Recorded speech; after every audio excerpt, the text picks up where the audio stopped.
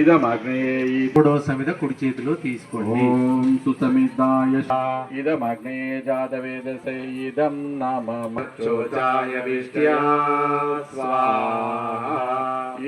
ఆ వెలుగుతున్నటువంటి యజ్ఞదేవుడి చుట్టూరా కొంచెం హవన ద్రవ్యంగా నేను చూపిస్తాను మీకు. అక్కడ ఇట్లాంటి పాత్ర ఒకటి చిన్న చెంచలు అంటే కొన్ని ఒక డ్రైవర్ నడిపితే గమ్యాన్ని జరుగుతుంది. అందరూ కూర్చొని నడిపిన అనుకోండి ఎక్కడికి పోదు అక్కడనే ఉంటుంది. కానీ మనం నైవేద్యం పెట్టి ఇట్లా ఆరగింపు చేస్తాం. దాని పక్కకి కిందనే చేయాలి. కుండీలో వేయకండి నీళ్లు. చెమ్మ ఉంది, కొంచెమే నీళ్లు వేసి అది ఎంతనన్నా పడింది పర్వాలేదు.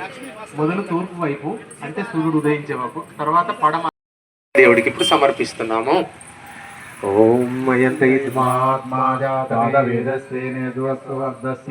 వేదవర్ధయా చాస్మానో ప్రజయా పశువే బ్రహ్మవర్చసేన అన్నాదేన సమేదయా. ఓకేనా? సమిధాదానం.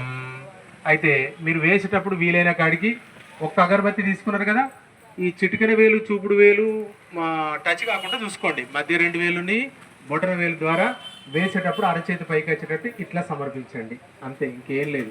చూపుడు వేలు చిటికెన వేలు వాడకండి. మధ్య రెండు వేళ్ళు బొటన వేలు ద్వారా తీసి వేసేటప్పుడు ఇట్లా సమర్పించండి. స్వాహ అన్నప్పుడు కుండీలో వేయాలి. స్వాహ చెప్తూ వేయాలి. ఇదం నమః అన్న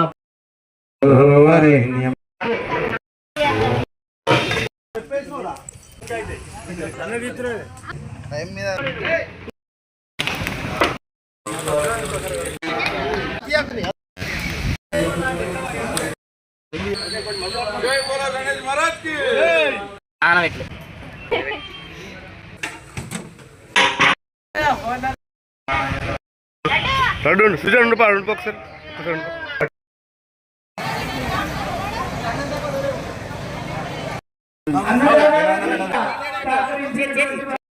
లేకపోతే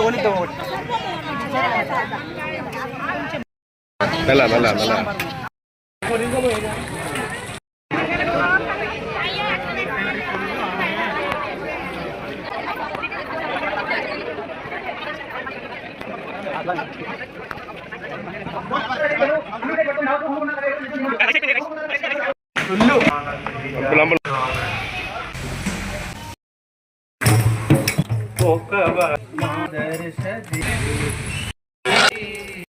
వినండి. స్వాహ అన్నప్పుడు కుండీలో మండలం కర్పూరాలు పెట్టించారు.